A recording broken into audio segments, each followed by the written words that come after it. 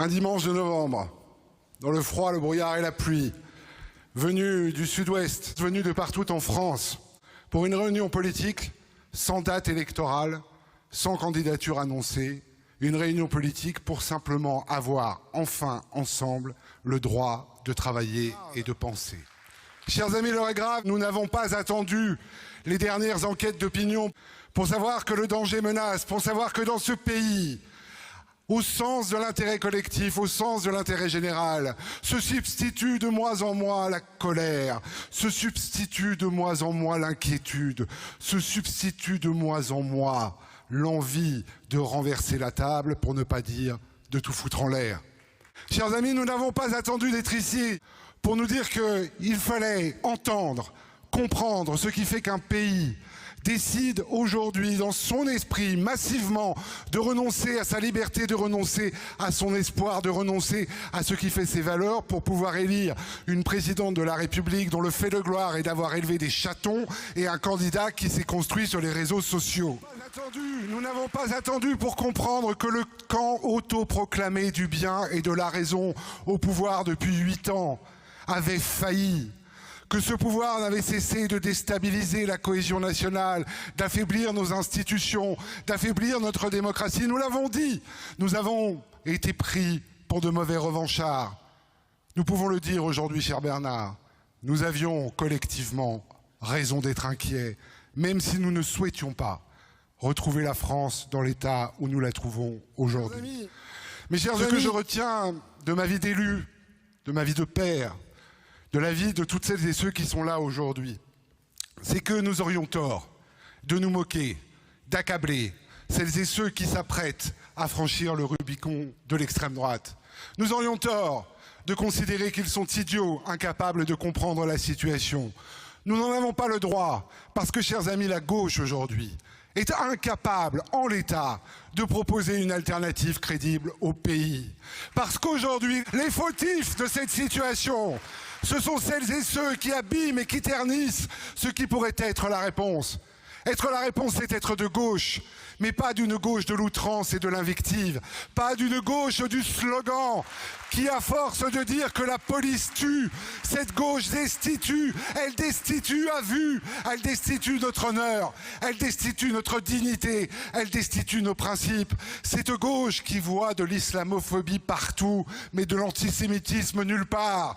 Cette gauche qui est incapable de faire autre chose que de crier « femme, vie, liberté » quand elle croise une Iranienne, mais qui nous explique qu'en France, le voile serait segment et porteur de liberté et d'émancipation. Cette gauche destitue, elle nous destitue, parce qu'elle est incapable de simplement être honnête intellectuellement, au profit de segments électoraux et sondagiers. Mais il y a aussi l'autre gauche, celle dans laquelle nous sommes catalogués. Cette gauche dite de gouvernement. Mais que fait-elle aujourd'hui, cette gauche de gouvernement? Parfois, souvent, elle s'émiette. Souvent aussi, elle se perd et se déconnecte. Parce que si l'on peut avoir la dent dure avec la gauche extrême qui nous destitue dans notre honneur et notre dignité, nous devons l'avoir aussi avec celles et ceux de notre camp lorsqu'ils donnent le sentiment d'avoir abandonné la réalité. Je vous le dis, nous n'irons nulle part avec une gauche qui ne veut plaire qu'aux médias mainstream. Nous n'irons nulle part avec une gauche qui préfère les postures et qui préfère les plans de communication aux convictions. Nous n'irons nulle part avec une gauche qui pense qu'on crée de la richesse en votant des taxes. Nous n'irons nulle part avec une gauche qui se méfie de l'économie. Nous irons nulle part avec une gauche qui se fait fort de faire un symbole du panier de légumes bio de Strasbourg au moment où 900 personnes sont mortes dans nos rues et où nos concitoyens n'arrivent pas à vivre de leur travail. Alors me direz-vous, la critique est aisée, mais que faites-vous, vous, à la Convention, vous qui êtes ralliés? Eh bien d'abord, nous sommes, depuis 2022, droit dans nos bottes, à l'image d'un homme, Bernard Cazeneuve. Un homme d'État, dit-on souvent, et les dernières semaines commémoratives nous ont rappelé combien Bernard Cazeneuve avait été essentiel au maintien de l'ordre et au maintien de la paix civile dans notre pays.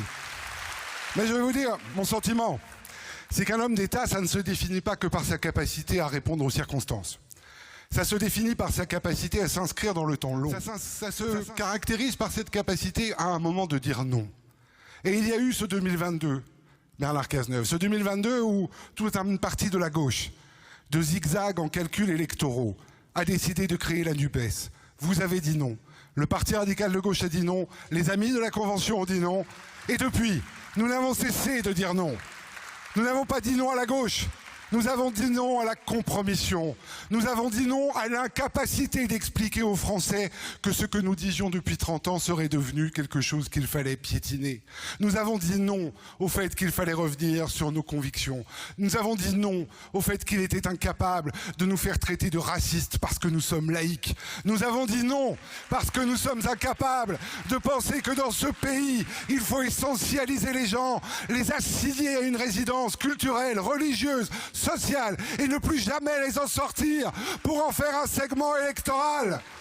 Nous avons dit non parce que nous n'avons jamais cessé de dire oui à la gauche. Bernard Cazeneuve, vous avez dit non. C'est votre honneur et votre fierté. Depuis, vous n'avez jamais varié. Aucune circonstance, aucun moment ne nous a permis de vous prendre en défaut de vos convictions. Et c'est à ce titre, cher Bernard Cazeneuve, que la Convention s'est construite. À ce titre que la Convention s'est construite d'abord avec des formations politiques parce qu'il fallait rassembler. Le Parti radical de gauche a été le premier. Je les embrasse et les en remercie. Nous avons donné le signal. Mais il y en a d'autres depuis. Il y en a tellement d'autres depuis. En commun, le mouvement des progressistes, Force progressiste, les amis de Télémac, les amis de l'IGA, les amis finalement venus de toutes les formations politiques les plus larges possibles du socle de la République universaliste. Et puis nous avons travaillé parce qu'il ne suffit pas de dire non. Il faut être à côté de ceux qui doutent. Travailler, c'est travailler sur le fond pour avoir la capacité de leur proposer un avenir. La Convention l'a fait. Et puis travailler, c'est être aux côtés des Français depuis 1 an et demi, de salle des fêtes en salle des fêtes, de préfecture en sous-préfecture.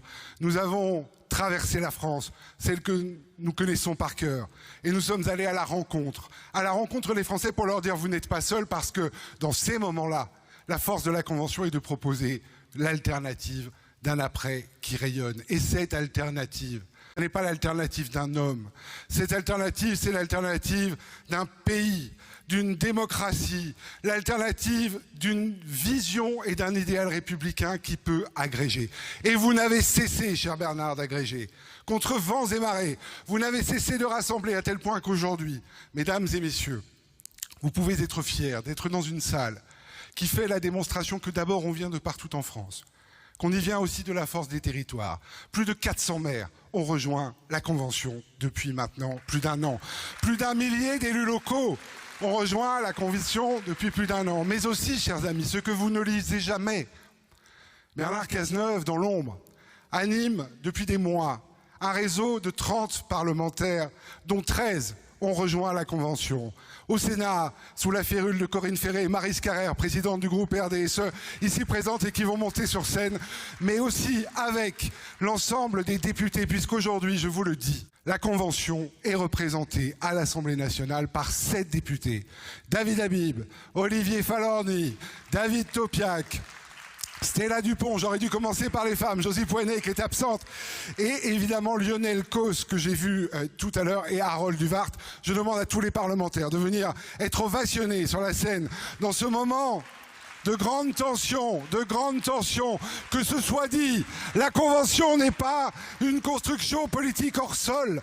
La Convention est un mouvement politique en création, un mouvement de rassemblement, un mouvement en capacité désormais d'aller à la rencontre des Français pour leur dire le début d'une alternative. Et là, elle ne sera pas celle d'un homme, elle sera celle de tous ceux qui viennent aujourd'hui, qui est celle de tous ceux qui se reconnaissent dans la gauche de gouvernement, mais de tous ceux qui se reconnaissent dans la capacité aussi à bâtir l'intérêt général et le bien commun comme priorité.